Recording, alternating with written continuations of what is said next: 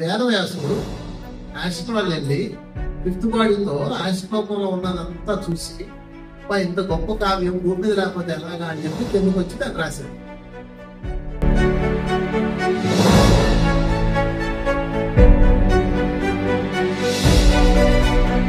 కృష్ణుడు చెట్టు కింద పడుకోనుంటే ఒక పోయేవాడు పాట వేస్తాడు. ఆయన కాలి బొట్టపైన పాట కూర్చుకుంటాయి.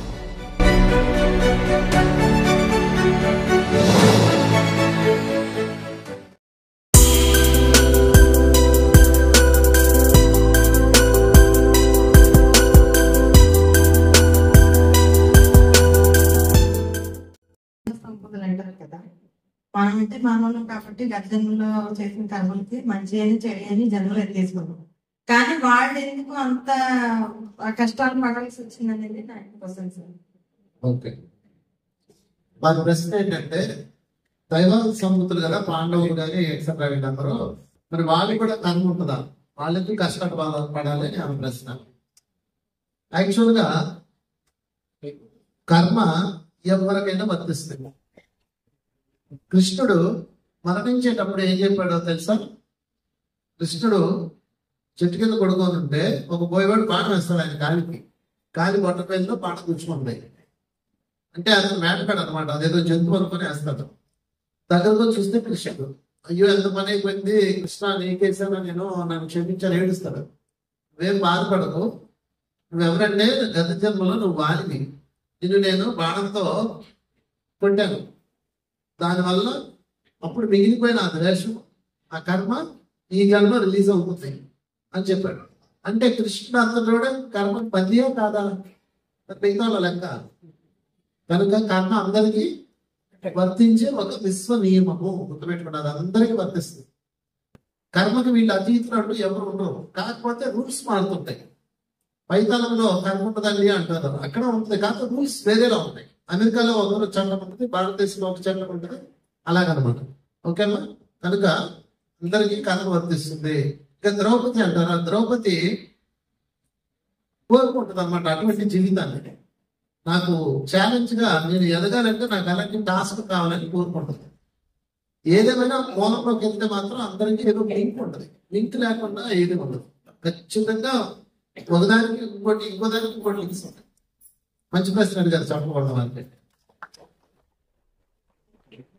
తర్వాత ప్రశ్న ఎవరు అడుగుతారు? అడగండి, ఏదైనా అడగచ్చు, సరదాగా మాట్లాడుతున్నాం. సార్, కర్మ దాని ఎదురుగా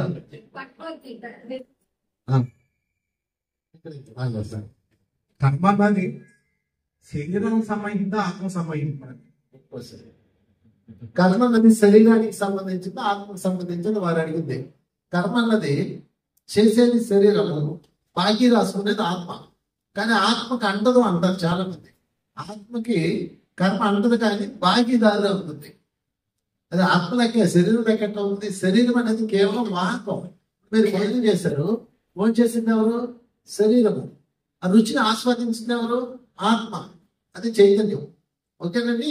కనుక శరీరం అనేది ఒక వాహకం మాత్రమే. అందుకని వాడెవడో చేసింది నేనెందుకు ఆనందించాలని నీ శరీరం అందో. ఆత్మ ఈ శరీరం ద్వారా చేసింది మరొక శరీరం ద్వారా అనుభవించి ఆనందించుకుంటుంది. కనుక ఆత్మే జ్ఞానాన్ని సంపాదించి తీరాలి. చెప్పకూడదు. మంచి ప్రశ్న. తర్వాత ప్రశ్న అడగండి. వ్యాసభాగం చెప్తే వినాయకుడు రాసేటటువంటి భారతం అది కథ వచ్చాక భారతం పాత్రలు వచ్చాయా? పాత్రలు చూసి వ్యాసుడు వినాయకుడు ఏం చేయాలి? చాలా పెద్ద ప్రశ్న. సరే, అంటే నన్ను ఏదో పండితుడు అనుకుంటుందో ఏంటో. సరే, చెప్పడానికి ప్రయత్నం చేస్తాను. యాక్చువల్గా మహాభారత రాసింది వేదవ్యాసుడు. మహాభారతము అయిపోయాక రాశారు. అర్థమైందండి? మహాభారతం గడిచిపోయింది. గడిచిపోయిన తర్వాత వేదవ్యాసుడు ఆశ్రమాలు వెళ్ళి ఫిఫ్త్ బాడీతో ఆశ్రమంలో ఉన్నదంతా చూసి ఇంత గొప్ప కావ్యం భూమి మీద లేకపోతే ఎలాగా అని చెప్పి కిందకు వచ్చి దాన్ని రాశాడు. ఓకే, అయితే 5వ బాడీలో చూస్తారు. మనకు శరీరాలు ఉంటాయి, మనకి 7 శరీరాలు ఉంటాయి. 7 శరీరాల్లో చెప్పండి నా తప్పట్టు: అన్నమయ కోశము, ప్రాణమయ కోశము, మనోమయ కోశము, ఆనందమయ కోశము, జ్ఞానమయ కోశము, విశ్వమయ కోశము, నిర్వాణమయ కోశము. 7. ఈ 7లో 3 ఇక్కడే ఉంటాయి: అన్నమయము, ప్రాణమయము, మనోమయము. Body, mind and ether body, physical body, ether body, mental body. 3 ఇక్కడే ఉంటాయి. మిగతా 2 ఆయా లోకాల్లో ఉంటాయి. ఆనంద లోకంలో ఆనందమయ శరీరం ఉంటాయి, కారణ లోకాల్లో నాలెడ్జ్ బాడీ ఉంటుంది. ఇట్లా ఉంటాయి అన్నమాట. వ్యాసవ్యాసుడు ఏం చేశాడంటే, మహాభారతం జరిగినప్పుడు పోనీ కృష్ణుడు అర్జునుడికి భగవద్గీత చెప్పినప్పుడు అక్కడ ఎవరెవరు ఉన్నారు?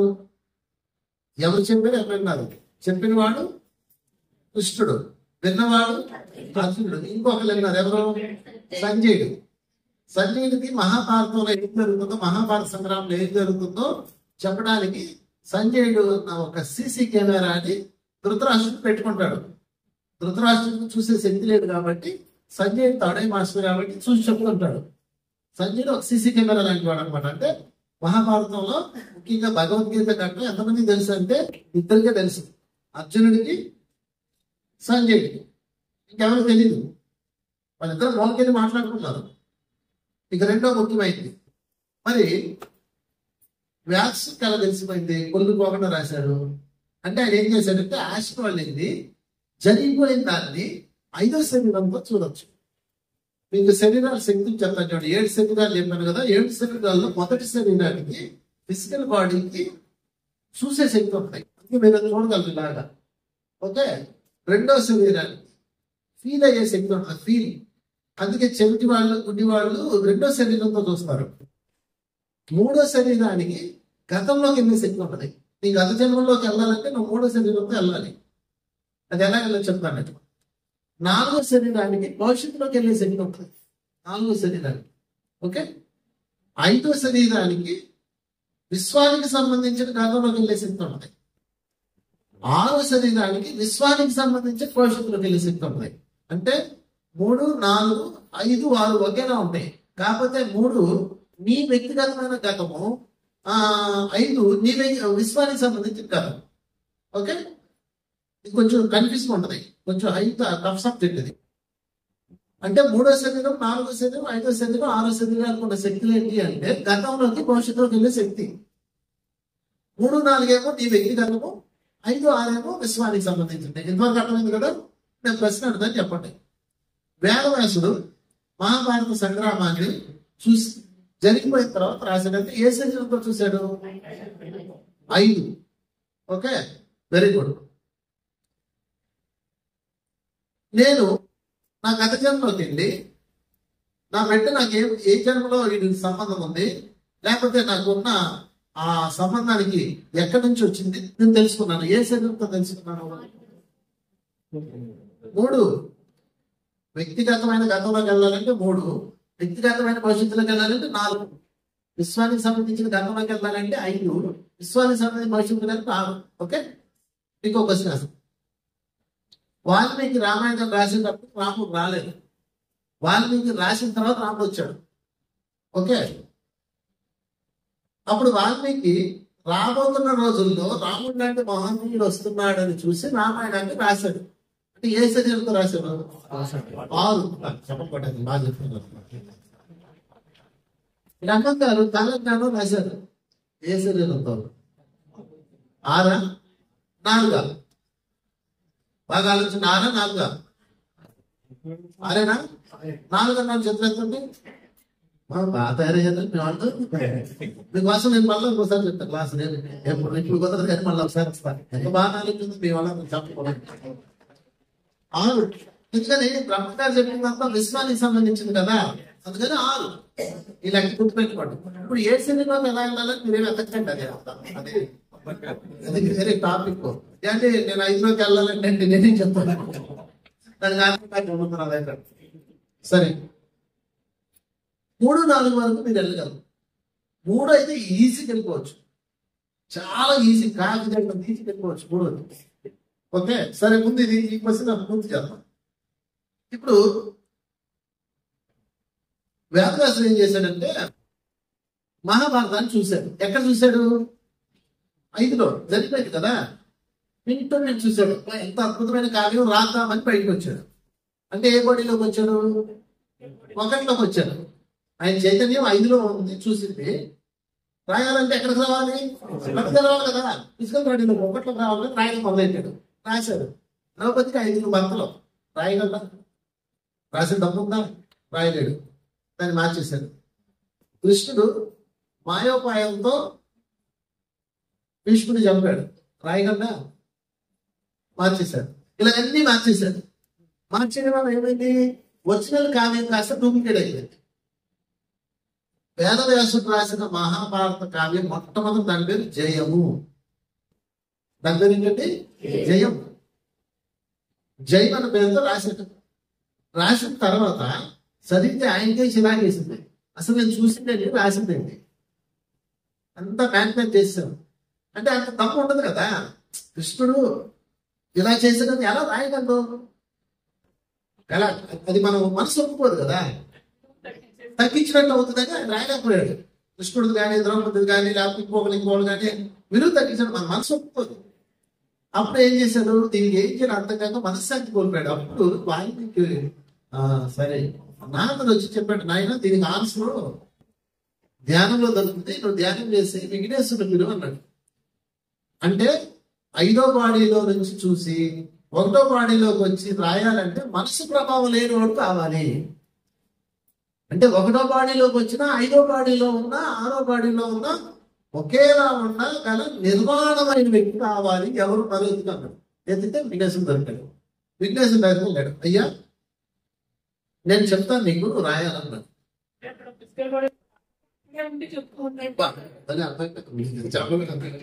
సీరియస్ చెప్తాను చూడండి. ఈయన 5వ బాడీ కదా. ఈయన ఎన్నో బాడీలో ఉన్నాడు? ఎవరు? వేదవ్యాసుడు 5లో ఉన్నాడు కదా. 5లో నుంచి 5లోకి ఇస్తాడు. ఓకే, అంటే 2 బిల్డింగ్లు ఊహించుకోండి. 5 ఫ్లోర్లు. మీ ఇంట్లో దారి వేశారు. పక్కింట్లో మీ అమ్మాయి ఉంది. కిందకెళ్ళి ఇవ్వాలంటే కళ్ళ పట్టింది టైము. మీరు ఏం చేస్తారు? ఈ కిటికీలో కిటికీలో చిన్న కళ్ళ పెట్టిస్తారు అనమాట. అలాగా వేదవ్యాసుడు ఇక్కడ జ్ఞానాన్ని 5 అన్న విఘ్నేశ్వర దానిలోకి ఇచ్చేసాడు. విఘ్నేశ్వరుడు దాన్ని రాస్తాడు. అంటే విఘ్నేశ్వరు ఒక కండిషన్ పెడతాడు. రాస్తాను, నువ్వు కళ్ళు తెరవకుండా ఆపకుండా చెప్పాలంటాడు. ఆపడానికి మైండ్ యాక్టివ్ అయిపోతాయి. మైండ్ యాక్టివ్ అయితే అబద్ధాలు చెప్తాడని విఘ్నేశ్వరుడు ముందే కండిషన్ పెడతాడు. అందుకని ఆయన 5లో స్టాండ్ బై అయ్యి ఆ సాధనలో నుంచి అదంతా నాలెడ్జ్ తీసుకొని 5కి షిఫ్ట్ చేసి ఆయనకు అందిస్తే ఆయన రాశాడు. అది సంగతి. అందుకే ఎక్కడైనా మీరు చూడండి, వేదవ్యాసుడు ఇలా కళ్ళు మూసుకొని ధ్యానంలో ఉంటాడు, విఘ్నేశ్వరుడు రాస్తుంటాడు. దాన్ని మనోడు మార్చేశారు. సమీక్ష గణపతి విఘ్నేశ్వరుడు మన గుడికి వచ్చాక కదా మన పేర్లు నమోదు చేస్తున్నారని చెప్పి వచ్చాడు. అది కాదు, అది మహాభారతమైన అద్భుత కావ్యాన్ని తన దంతాన్ని వెనక్కొట్టి రాశాడు. తప్పుడు కూడా విఘ్నేశ్వరుడు. మీకు దీనికి ఆధారం కూడా చూపిస్తా. 5th బాడీ ఆధారం. నీ క్వశ్చన్ ఆన్సర్ చేయాలండి. అంటే ఇప్పుడు మీరు ఈ నోటికి వచ్చినట్టు చెప్పేస్తున్నామని మీరు అనొచ్చు. నేను పెద్దగా ఆధారం చూపించాలి మీకు. నా బాధ్యత అది. భగవద్గీత 18 చేయాలి. ఓకే, సరే కాస్త వేదవ్యాసుని పక్కన పెడదాం. మనం ఆయన అలా చూసింది, మనం రాసింది మనం చూడలేదు కాబట్టి అందరికీ తెలుసు. భగవద్గీత 18 అధ్యాయాలు. చెప్పింది ఎవరు? కృష్ణుడు. వెళ్ళింది ఎవరు? అర్జునుడు. ఎక్కడ? యుద్ధరంగంలో. ఓకే, 18 అధ్యాయాలు భగవద్గీత చెప్పాలంటే ఎంత టైం పట్టిందండి? అధ్యాయానికి గంట వేసుకున్నా 18 గంటలు పట్టింది. వీళ్ళు యుద్ధరంగంలో ఉన్నారు. యుద్ధరంగంలో ఏమంటే మేము మాట్లాడుకుంటామంటే టైం ఇస్తారు. ఎంత ఇస్తారు? 10 నిమిషాలు ఇస్తారు. శత్రు బలాలను చూడటం కోసం అలా ఒక రౌండ్ వేసి వస్తామంటే వెళ్ళండి అంటారు. వాళ్ళు ఇటు వస్తారు, వీళ్ళు అటు వెళ్తారు. అది జరుగుతుంది. ఒక 10 నిమిషాలు టైం ఇస్తారు. 10 నిమిషాల టైంలో అర్జునుడికి విషాదం వచ్చింది. కృష్ణుడు వెంటనే సాంఖ్యయోగం చెప్పాడు. ఇంకా డౌట్ తెరలేదు. కర్మయోగం చెప్పాడు. ఇంకా డౌట్ తెరలేదు. దాని తర్వాత దైవస్వ సంపద యోగం అన్ని చెప్పుకుంటా విశ్వం సందర్శనం అన్ని అయిపోయాయి. అంటే ఈ 10 నిమిషాలు అయిపోతాయండి. 18 గంటలు పట్టింది. ఇంకా పైగా రాగాలు తీసుకుని చెప్పాలా 20 గంటలు పట్టింది. 20 గంటలు ఊరుకుంటారండి యుద్ధం చేయకుండా? ఏదో నీ గోళ 2 గంటలు అంటారా? మరి 18 గంటలు ఎలా పూర్తి అయిపోయింది? 20 గంటల భగవద్గీత 20 నిమిషాలు ఎలా పూర్తయింది అంటే సేమ్ ఇదే కాన్సెప్ట్.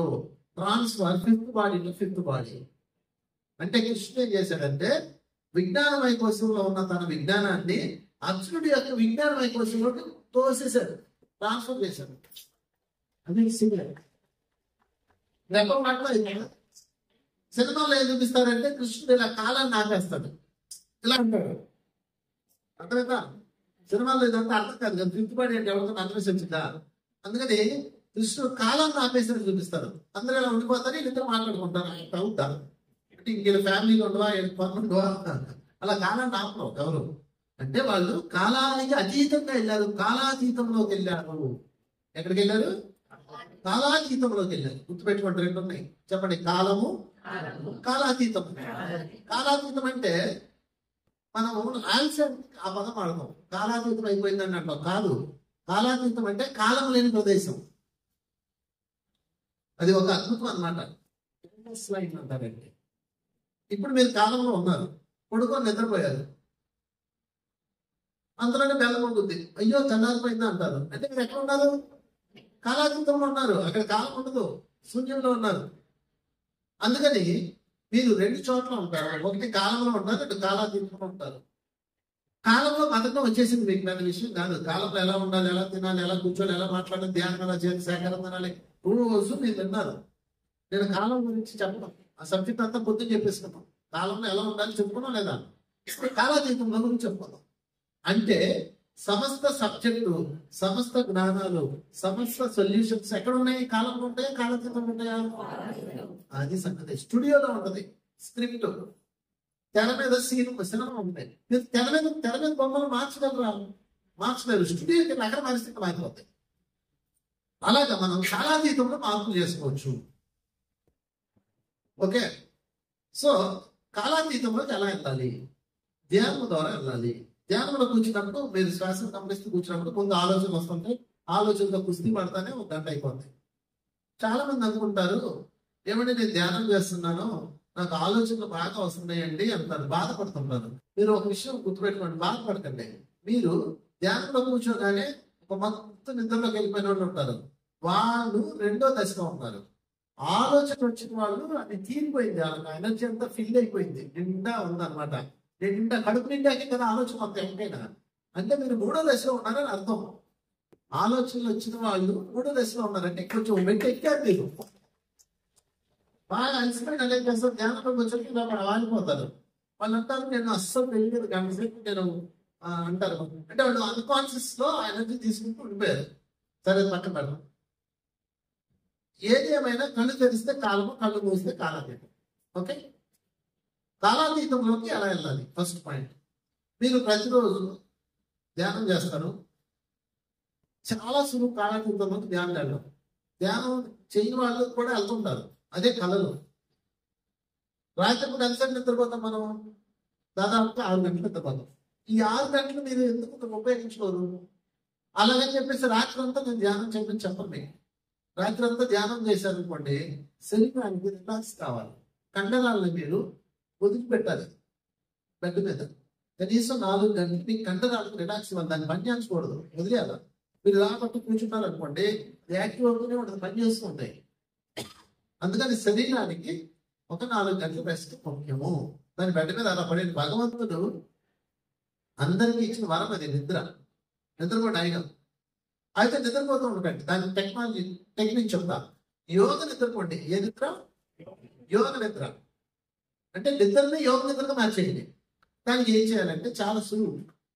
పడుకునేటప్పుడు కళ్ళు మూసుకొని కూర్చొని, ఎంత లేట్ అయినా మీరు పడుకునేటప్పుడు కళ్ళు మూసుకొని కూర్చొని శ్వాసను గమనిస్తూ కూర్చొని మనసు నెమ్మదిగా సైలెన్స్ అయిపోతుంది. ఓకే, మనం మాట్లాడే మనసుని ఏం చేయాలి?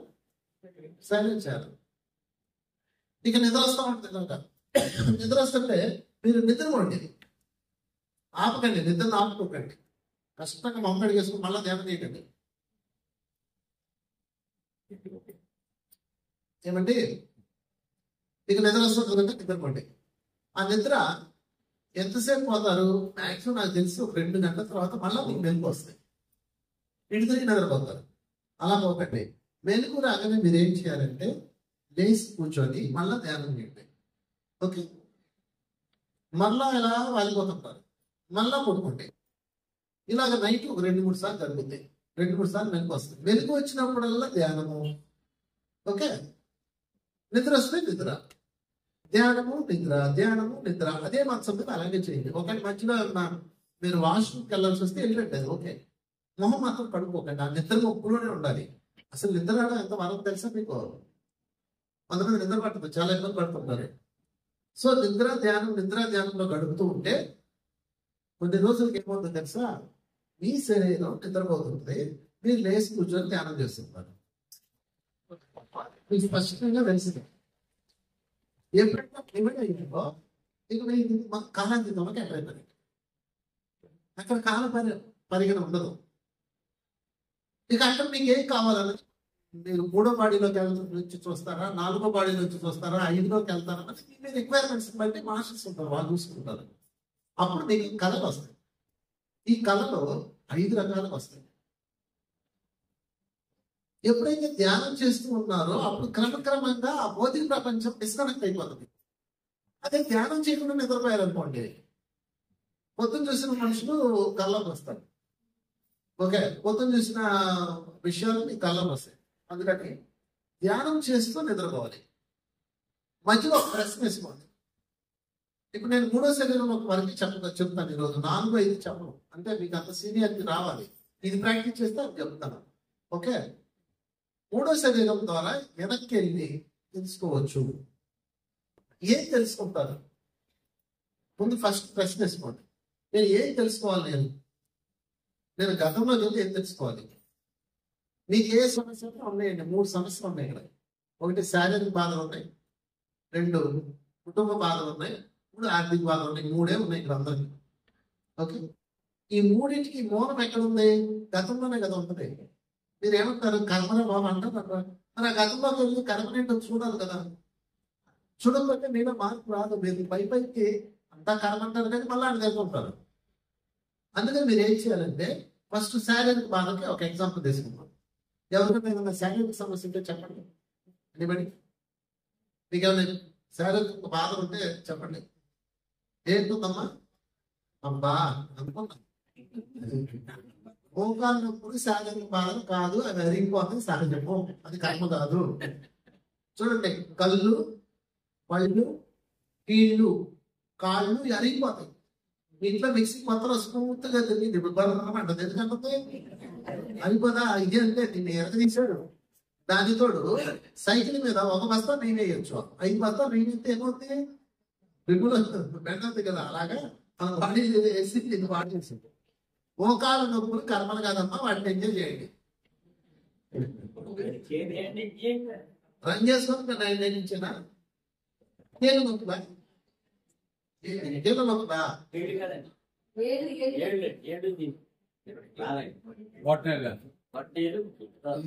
అయ్యండి. మేము బయట నుంచి వచ్చాను పట్టించుకోండి. 70 ఏళ్ళ నుంచి అంత పట్టుకున్నారు. సెట్ అయిపోతుంది.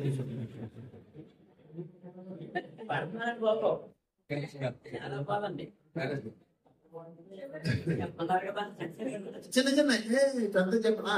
షుగర్ అమ్మా, షుగర్ డబ్బు స్టేజ్ దాటి వెళ్ళిపోయింది అనుకోండి, అంటే ఇన్సులిన్ స్టేజ్ దాటి అంటే హయ్యర్ స్టేజ్కి వెళ్ళిపోయి దానివల్ల మిగతా ఆర్గాన్స్ అన్ని డ్యామేజ్ అవుతున్నాయి అనుకోండి, అప్పుడు కర్మది.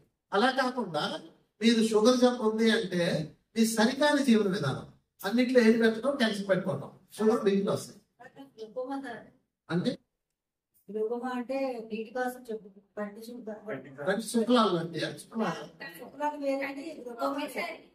ఒకేసారి ఓకే ఓకే వెంటనే చూపించుకోవాలి హాస్పిటల్లో. నేను చూపించుకోకపోతే అసెస్ చేస్తే మొత్తం కండిషన్ లో నీకు పాము కళ్ళకి వస్తున్నాయి, నీకు పాము కళ్ళకి వస్తున్నాయా? నేను చెప్తాను కూర్చోండి. నా లెక్క తెలిసిపోతుంది. సర్పదోషం ఉందమ్మా నీకు. ఇలా చాలా మందికి సర్పదోషాలు ఉంటాయి. కాలు సర్పదోషం ఉంటుందండి. పాము కళ్ళకు వచ్చి మీ ఎండబడుతున్నాయి అంటే మీరు సర్పదోషం ఉన్నది మీకు. అప్పుడు ఏం చేయాలంటే ధ్యానంలో కూర్చొని వాటికి క్షమాపణ చెప్పాలి. సర్పాలను చంపనివ్వనని ప్రతిరూపమండి. ఇది వీలైతే నాగదేవాలయం దగ్గరికి వెళ్ళి చేయాలి. అక్కడ ఎనర్జీ పాములు చంపనివ్వను, గతంలో చేసిన క్షమాపణ చెప్పండి. కొన్ని రోజులకి మీకు పాము కనపడుతుంది రోడ్డు మీద వెళ్తా, మీకు మౌనం ఉండాలి, అదిగో పాము అని తెలిసారనుకో దాన్ని వేసేస్తారు, మిమ్మల్ని వేసేస్తారు. అర్థమైందా? ముఖ్యంగా చెవులు డ్యామేజ్ ఉన్నాయంటే సర్పానే కాదు, సర్పదోషం ఉంటాయి. ఓకే, మీరు కాలం జాగ్రత్త చెట్లు చూసుకుంటే సర్ప దోషం ఉంటే అందులో మరి దానికి ఏం చేయాలి? పూజ చేసుకోవాలనేది వాళ్ళ విధానం. మనకు అక్కడ మన ధ్యానానికి ఈ పూజలు ఖర్చులు లేవు, ఏదో లాభం మనకి డబ్బులు మిగిలి.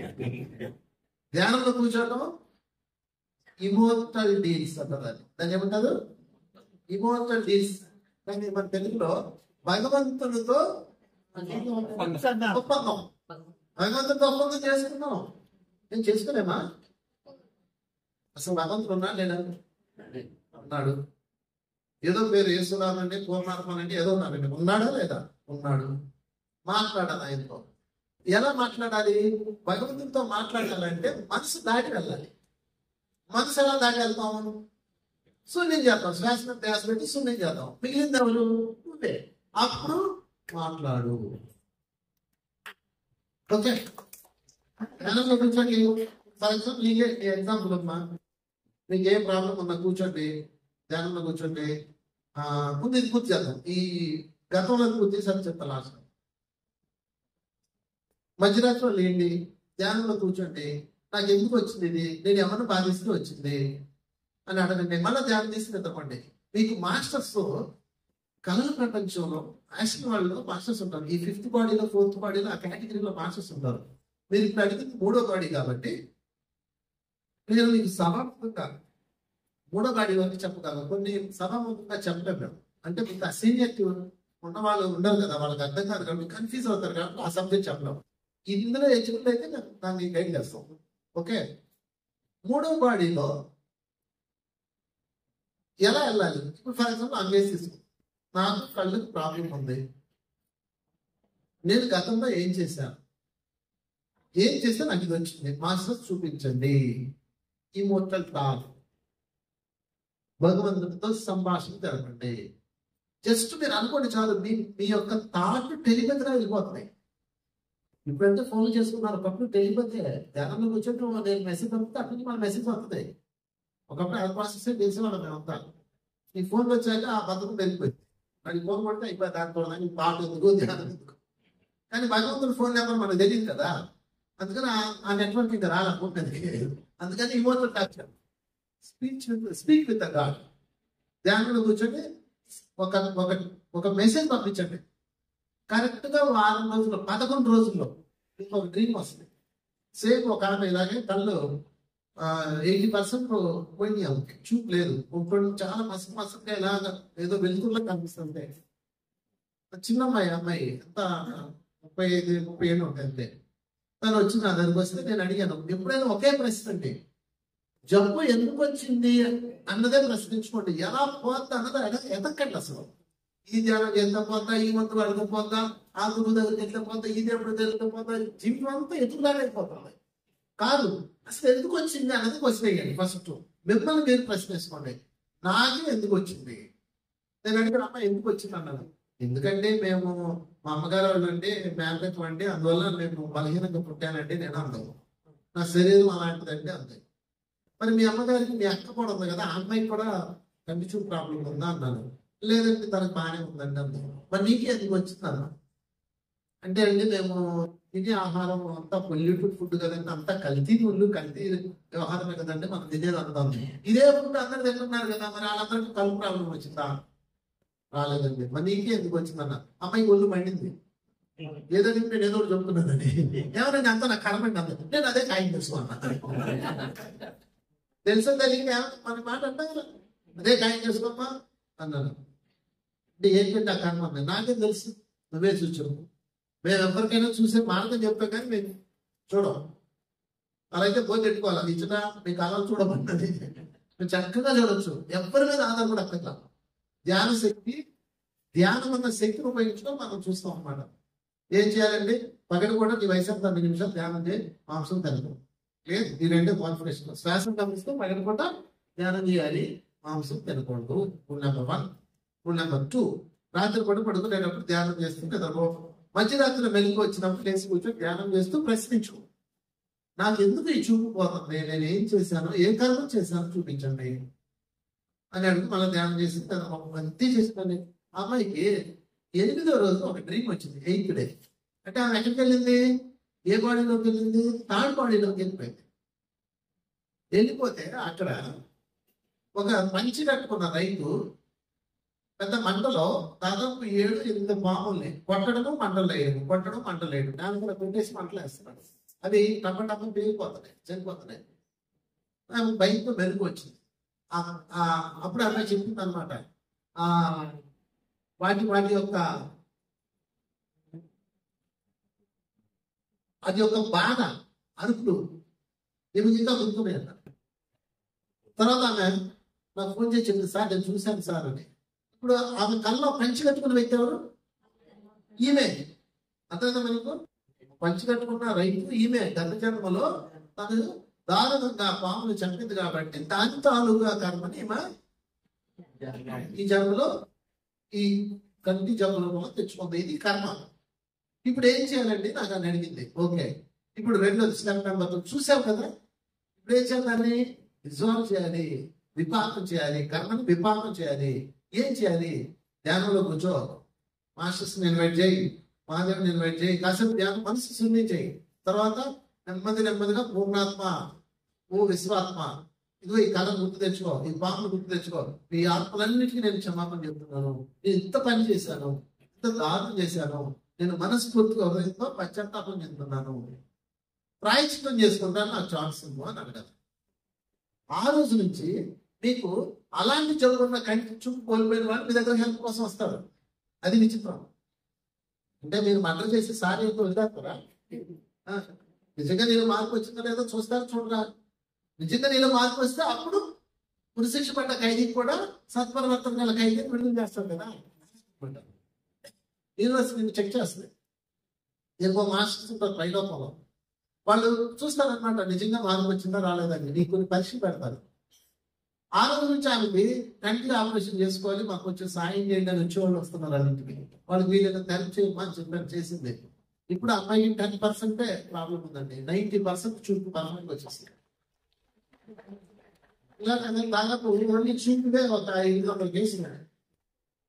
ఓకే, సో అర్థమైంది కదా. ఏ ప్రాబ్లం ఉన్నా ఫస్ట్ మూలంలోకి తెలుసుకోండి, మొదటి స్టెప్. చూశాక క్షమాపణ చెప్పుకోండి, 2వ స్టెప్. పశ్చాత్తాపం ప్రాయశ్చిత్తం అంతే. ఓకే, నెక్స్ట్ మామూలుగా కలిసిందా మీకు? ఓకే, మీకు చాలా దాదాపు సంతోషం, కూర్చొని పర్లేదు. అప్పుడు పోయిందా డ్యామేజ్ అయింది, కాలు అప్పుడు డ్యామేజ్ అయిందా? ఓకే, అంటే ఆయన కర్మని అనుభవించారు ఇక్కడ, అది అయిపోయిందిలేండి, ఇక్కడ కర్మ అయిపోయింది. మీకు అప్పుడు పాములు కళ్ళకు వచ్చాయా అంతకుముందు? మీరు ఆయన మీకు వచ్చాయా? నేను చెప్పాను కదా. సరే మా మీరు మంచి చేయండి, అది అయిపోయింది కాబట్టి దానికోసం ఆలోచించద్దు, కానీ క్షమాపణ చెప్పుకోండి అప్పుడప్పుడు. ఓకే, పాములు బట్టి ఊరు బయట ఇస్తారు కదా, నెలలో పాములు వస్తే పట్టుకెళ్ళి ఊరు అవతల వదులుతారు కొంతమంది. వాళ్ళకి మీరు సహాయం చేయండి, డబ్బు సహాయం చేయండి. పాములు ఆడిస్తారు, వాళ్ళకి ఇవ్వకండి, పాములు బట్టి హింసిస్తారు. వాళ్ళు ఇళ్ళలో పాములు వస్తే జాగ్రత్త పట్టి సంచిలో పెట్టి ఊరు బయటకి అడవిలోకి తీసుకుని వదిలేస్తారే, వాళ్ళకి మీరు హెల్ప్ చేయండి. ఓకే, ఇక్కడ వరకు ఏమైనా డౌట్స్ అడగచ్చు?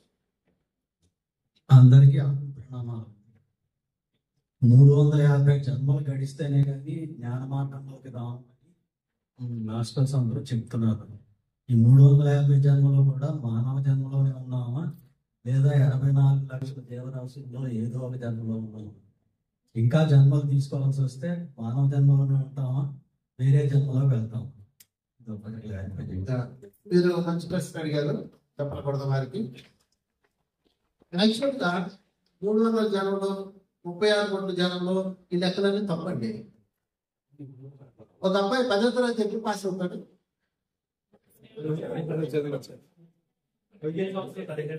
10వ పాస్ అవుతాడు, బాగా చదివితే ఆసుపత్రి పాస్ అవుతాడు. చదవకపోతే 2వ సంవత్సరం పాస్ అవుతాడు, ఇంకా చదవకపోతే 3వ సంవత్సరం. నాకు ఒక ఫ్రెండ్ ఉన్నాడు, నాకే 53 ఏళ్ళు, వాడికి ఆల్మోస్ట్ 52 ఏళ్ళు, కానీ అంతనే ఉన్నాడు వాడు పరిగెత్తులు. ఇప్పటికి 50 సంవత్సరాలు. అలాగా మానవ జన్మలోకి రావడమా ఇక్కడ ఉండడమా అన్నది వాళ్ళ స్థితిని బట్టి ఉంటుంది. గత జంతుజాలం నుంచి మానవ జన్మలోకి వస్తారు. మానవ జన్మ నుంచి ఏంజిల్స్ జన్మలోకి వెళ్తారు. దేవాత్మలో కిన్నెర కింగుష్టాలు అప్గ్రేడ్స్ ఉంటాయి. ఏదేమైనా వాళ్ళ స్థితిని బట్టే కానీ 300 జన్మలు గడిస్తే మానవుడు అట్లేం లేదండి. ఇంకే ఉదాహరణకు చెప్తారు, 100 జన్మలు గడిస్తే కానీ ఈ జన్మ ఇంత గొప్ప జన్మ ఇంత గొప్ప గురువు దొరకలేదని మనం క్యాజువల్ గా అంటాం. నాకు అది 100 అయి ఉండొచ్చు, మీకు 10 అయి ఉండొచ్చు, ఆయనకి 2 అయి ఉండొచ్చు. అది వాళ్ళ స్థితిని బట్టి ఉంటాయి. అందుకే దాన్ని ఖచ్చితంగా చెప్పరాము. రెండోది, ఇన్ని లోకాలు నేను లెక్కలు కడతారు. ఏమంటే వాళ్ళు లెక్కలు కట్టిన లోపల లోపల పోయి మొత్తం కొడుతుంటాయి. అందుకని సృష్టిని లెక్కలు వేశారు అంటే మీరు అజ్ఞానులు. అది అనంతం, ఇన్ఫినిటీ, ఎవరు ఊహించలేనిది, ఎవరు చెప్పలేనిది. నక్షత్రాలని లెక్క పెట్టండి, ఒక నక్షత్రం నాకు ఎందుకంటే మీ ఊళ్ళో జనాభా లెక్క పెట్టండి, ఆ చివరి నుంచి చివరికి లెక్క పెట్టేటప్పుడు 10 మంది కొడతారు, 20 మంది కొడతారు. మారుతారు. అందుకని ఇది మేము నిజంగా చెప్తాం. ఓకే, సరే, ఇక్కడ వరకు అర్థమైందా? గతంలోకి వెళ్ళి మీ కర్మలు తెలుసుకొని, ఇంకెవరైనా డౌట్స్ ఉంటే చేయొద్దండి. గతంలోకి వెళ్ళి మీ కర్మలు తెలుసుకొని క్షమాపణ చెప్పుకోండి, ఆ కర్మ రిలీజ్ అవుతుంది. దీని మీద ఏమైనా సందేహాలు ఉంటే యూట్యూబ్ లో నా ఛానల్ ఉంది, అది చూడండి. అందులో మీకు ఫోన్ నెంబర్ ఉంటుంది. ఆ నెంబర్కి మీరు మెసేజ్ పెడితే మీకు మాస్టర్ని అరేంజ్ చేస్తాం, వాళ్ళు గైడ్ చేస్తారు. లేదు వెళ్ళేటప్పుడు ఎవరన్నా మీకు మాస్టర్ కావాలి, మాకు ఒక మాస్టర్ ఇవ్వండి, మాకు ఈ సమస్య ఉంది అన్నాడు, మీ ఫోన్ నెంబర్ ఉంది మాకు ఇవ్వండి, మేము చెప్తాం. వాళ్ళకి ఎవరన్నా రాసుకోండి. సీత అక్కడ ఉంటుంది, తొడకు సీత అమ్మా వెళ్ళిపోయాము, లేకపోతే ఎవరో ఒకటి బుక్లో రాయండి. ఓకే, ఇవ్వండి, అడగండి, ఫోన్ అడగండి, డౌట్ అడగండి.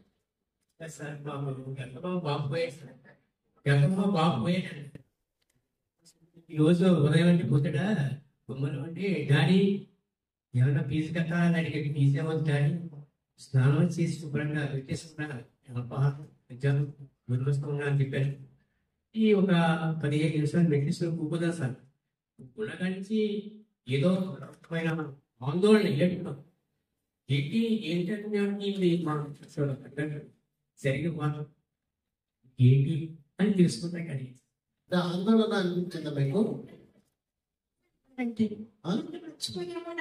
మర్చిపోయావా అని పట్టుకుని ఏడుస్తున్నాడండి మీ బాబు.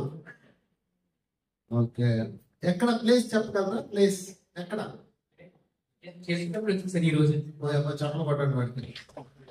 నెక్స్ట్ కాలం బాబు చనిపోయి 25 years అవుతుంది సార్. మీ బాబు చనిపోయి వాళ్ళు ఎత్తుకున్నాడండి, అది ఎత్తుకుంటూ వచ్చేసాడండి. నేను అడిగాను బయట స్నానం చేస్తానా, మెడిటేషన్ చేసుకుందని అల్పాహారం పెట్టిస్తాను, వచ్చారు కూడా భోజనం వెళ్ళిపోయాను. ఇప్పటి వస్తానండి ఆయన, ఫోన్ నెంబర్ కూడా ఇచ్చాడు నాకండి. ఫోన్ చేయ డాడీ అన్న ఆయన అన్నాడు నాకు. ఆయన వచ్చి కూకుడు 15 నిమిషాలకి మర్చిపోయా డాడీ, నాకు పైన అది డౌట్ కాదండి, మీ అదృష్టం. చనిపోయిన నీ బిడ్డని హాయిగా చూసుకున్నారు ఈరోజు. చనిపోయిన వాళ్ళు ఎక్కడ ఉంటారు? ఆత్మలోకంలో ఉంటారు. ఇందా చెప్పుకున్నాం కదా, అన్నమయ కోసం, ప్రాణమయ కోసం, మనోమయ కోసం ఇక్కడ ఉండిపోతాయి. ఆనందమయ కోసం ఆనందలోకంలో అలా వెళ్తారు అనమాట. ఆనందలోకంలో ఉంటారు అందరూ. చనిపోయాక ఆనందలోకం గుర్తుపెట్టుకోండి, భూలోకమే ఏడుపు లోకం. అక్కడంతా ఫుల్ బిందాస్ ఎంజాయ్. చచ్చిపోయిన వాళ్ళ కోసమే మీరు బ్యాగ్ ఏడుస్తుంటారు, వాళ్ళేమో ఫుల్ పటాస్లో ఉంటారు.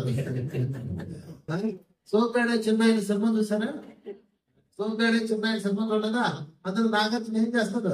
రమ్మావలసి మేనేజ్ చేస్తాడు, కబడ్డీ ఆడుతుంటాడు. ఆయన భార్య కిందేమో ఏడుస్తూ ఉంటుంది, పక్కన అని. వాళ్ళు హ్యాపీగా ఉంటారు. సరే, చనిపోయిన ఆత్మీయులు మీ కల్లో కనిపిస్తారు. చనిపోయిన ఆత్మీయులు మీ కల్లోకి వస్తారు. ఆ వచ్చినప్పుడు వాళ్ళు నిన్ను చూడడానికి వస్తాం పైలోకి నుంచి. నువ్వు ఎప్పుడు నిద్రపోతావా, ఎప్పుడు పైకి పోతావా అని చూస్తారు. ఈడు నిద్రపోతే ఆడు బయటకు వస్తాడు. ఈడంటేవాడు బాడీగాడు, ఆడంటేవాడు ఆత్మగాడు. ఈ ఆత్మారాముడు బయటకు రావాలంటే బాడీ, మనసు అనేవాడు నిద్రపోవాలి. అందుకే మనం ఇంతసేపు మనసుని కంట్రోల్ చేస్తూ ఉండాలి సాధన ద్వారా. పెద్ద అడ్డు నీకు మనసే.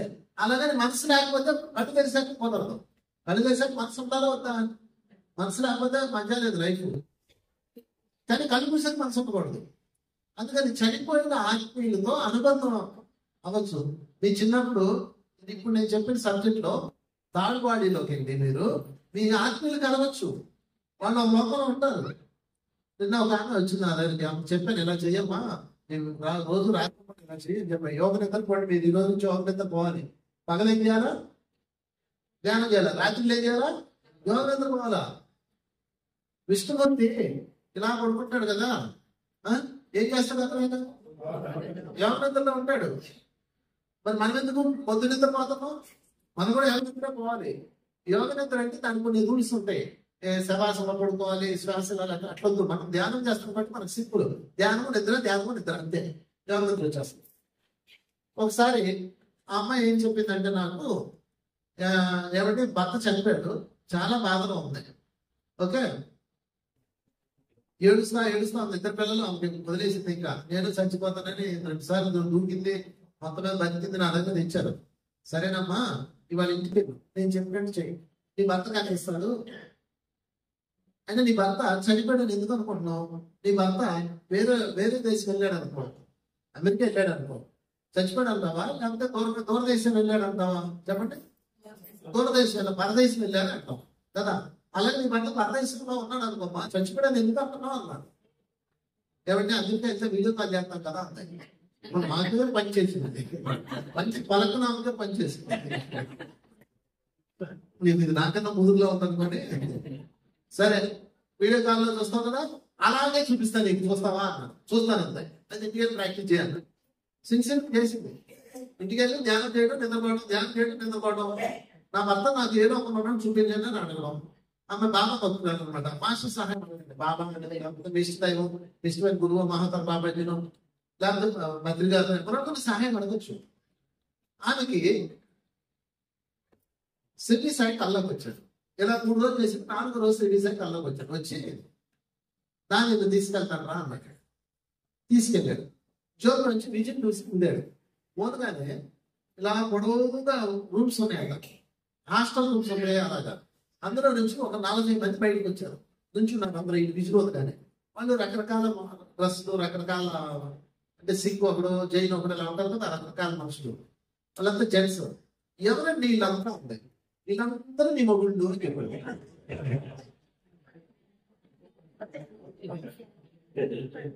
వాళ్ళు నా మొగుళ్ళు ఏంటండి? వాడు 12వ జన్మ, వాడు 16వ జన్మ, వాడు 18వ జన్మ, వాడు 20వ జన్మ, వాడు 48వ జన్మ చెప్పాడు. మళ్ళా విజులుదాడు. ఆడవాళ్ళు వచ్చి నుంచున్నారు. వీళ్ళంతా ఎవరండి? నీ భార్యలో. ఆడు 102వ జన్మ భార్య అని లెక్క మొత్తం చెప్పాడు. మెలకు వచ్చింది. నాకు ఫోన్ చేసింది, సార్ నాకు ఏమొద్దు సార్, నాకు అర్థమైపోయింది. ఇప్పుడు నువ్వు ఎవరి కోసం ఎడుగుతావు? 40 మందిలో 7 అన్నాడు. దెబ్బకి దిగిపోయింది ఆమె మనవి. కనుక నువ్వు ఏడవద్దమ్మా. వాళ్ళు పని వాళ్ళు చేసుకుంటారు. వాళ్ళు చక్కగా ఆ లోకంలో అరేంజ్మెంట్లో ఉంటారు. ఇంకొక ఎగ్జాంపుల్ చెప్తాను. నిన్నే వచ్చింది, ఆమెతో కూడా డిప్రెషన్ ఫేస్ అయ్యి మాకు వస్తుంది అన్నాడు ఈ ఫోన్లండి. నా భర్త చనిపోయాడండి నేను అని చెప్పి ఏడుస్తుంది. సరేనమ్మా, ఈరోజు ధ్యానంలో కూర్చొని భర్త ఏదో పొలం ఉన్నాడు చూపించండి మాస్టర్స్ అన్నాడు. ధ్యానం చేసి నిలవో. ఒక్కరోజు రాకపోవచ్చు, కనీసం 11 రోజులు మీకు వస్తుంది. కొన్ని 11 రోజులు రాకపోవచ్చు, 40 రోజులు గ్యారెంటీ వస్తాయి. 40 రోజులు చేయలేనా మీ వాళ్ళ కోసం? కొన్ని నేను కఠినమైన సాధన చేయమన్నా, 8 గంటలు కూర్చోమన్నా. నా అంత సులువైన సాధన ఎవరు చెప్పుకుంటాడు? నిద్ర ధ్యానం, నిద్ర ధ్యానం. ఇంకా వీలైతే పగటిపూట నేను తెల్లవారుజామున కొంచెం ఎక్కువసేపు నిద్రపోవాలి. కళలు వచ్చేది ఆ టైంలోనే. మీరు ఏదో మునిగిపోయి వచ్చినట్టు అలారం పెట్టుకుంటారు. అలారం వస్తుంది పెట్టకండి. బెడ్రూమ్ లో సాధకునికి అలారం ఉండకూడదు. టైం మన చేతిలో మనం ఉండాలి, మన చేతిలో టైం ఉండకూడదు. టైం అన్నిటికీ నా చేతిలో మీరు ఉన్నట్టు లెక్క కదా. మంచి ఆశీర్వాదంలో మీరు కనెక్ట్ అవుతూ ఉంటారు. ఇది పోతుంది. దరిద్రం ఎక్కడ ఉందా? ఫోన్ ఉన్నాడు చూసుకోండి. కరెక్ట్ గా మీరు మంచి ధ్యానంలో పోయింది. ఫోన్ సాధనలో ఉన్న వాళ్ళు దూరం ఉంచాలి. సైలెంట్ లో పెట్టుకోండి. మనం మాట్లాడడం తర్వాత చూసుకొని కాల్ చేయొచ్చు కదా. సరే, ఈమె కళ వచ్చింది. 8వ రోజు కళ వచ్చింది. ఆ కళలో ఒక రూమ్కి వెళ్ళింది. వాళ్ళ హస్బెండ్ అసలు ఆమె ఎంత ఆనందపడిందంటే ఆ ఆనందం చూస్తే నాకు ఆనందం వేసిందండి. దుఃఖంలో ఉన్నామే, చచ్చిపోదాం అన్న స్థితిలో ఉన్నామే, వాళ్ళ హస్బెండ్ ఆమె ఇలా పక్షం పైకి తీసుకెళ్ళేసి పట్టుకున్న స్పర్శ కూడా చెప్తుందామే. మా ఆయన చేయి నాకు తెలిసింటే ఇలా పట్టుకొని ఇలా నొప్పుతాడు, అది కూడా నాకు తెలిసిపోయిందంటే అంత ప్రేమ ఉంటాడు అని చెప్పేసి చెప్తుంది అనమాట. ఆమె ఏడుస్తానని చెప్తున్నది. తీసుకెళ్ళి రూమ్ చూపించారు. ఇది మా రూము, ఇక్కడే ఉంటాం మేము, ఇంకొక వ్యక్తి ఉన్నాడు నా రూమ్మేట్, అతను నేను ఉంటాము, తర్వాత అందరం కలుస్తాము, నువ్వు వస్తావు ఇక్కడ కొంతకాలానికి, మళ్ళీ మనందరం రూమ్ షిఫ్ట్ అయిపోయి మళ్ళీ మనం ప్లాన్ చేసుకుంటాము, పెద్ద ఇల్లు తీసుకుంటాము అని చెప్తున్నాడు. ఇక్కడ ఉన్నట్టు ఆయన చెప్తున్నాడు. సరే ఈ రోజు ఇంకో వ్యక్తి రాబోతున్నాడు ఈ 2 రోజుల్లో అని చెప్పేసి వాళ్ళు సంపుతున్నాడు అంట. అంతేనా? మనం ఇంకా కలమ్మా అంటే ఇంకా ప్రస్తుతానికి అయితే కలము, తర్వాత నేను మన ఇంటికి వస్తాను, మన ఇంట్లో పుడతాను నేను. ఈ రోజు అయితే ఈ వారంలో ఒక వ్యక్తి రాబోతున్నాడు, అందుకని రూమ్ సర్దుతున్నాను అన్నాడు. నాకు ఆమె వెలుగు వచ్చింది, నాకు ఫోన్ చేసి చెప్పింది, సార్ నేను చూసాను మా హస్బెండ్ పైలోపం ఉన్నాడు, ఆయన రూమ్ కూడా చూసి వచ్చాను, అన్ని బాగున్నాయి, కానీ రూమ్ సర్దుతున్నాడు, ఇంకో వ్యక్తి రాబోతున్నాడు అన్నాడు. అన్నది మా మీ ఇంట్లో ఎవరికంటే హెల్త్ బాగాలేదని అడిగాను. మా మామగారు బాగాలేదంటే బెడ్ మీద ఉన్నాడు. మీ మామగారు త్వరలో వెళ్తున్నారమ్మా, ఆయన దగ్గరికి వెళ్ళి ఏమేం కావాలంటే దగ్గరుండి ప్రేమగా చూసుకో, టైం దగ్గరకు వచ్చింది, మీరేలా చెప్తారండి అంతే, వాడు సర్దుతున్నారమ్మా, నువ్వు వెళ్ళి చూడమ్మా అని చెప్పాను. కరెక్ట్ గా 4 రోజుల్లో ఆయన కింద అదే ఎంత ఆగిపోతున్నారు రెస్టారెంట్ అందరూ బయటకి ఆగితే నేను అందరూ ఇంకెక్కడన్నా 5 మన ఇంటికి వెళ్ళాలి, వంట చేసుకొని డ్యూటీకి వెళ్ళాలి, అవి ఏముండవు. ఎంజాయ్మెంట్ బ్యాగ్ ఇదంతా.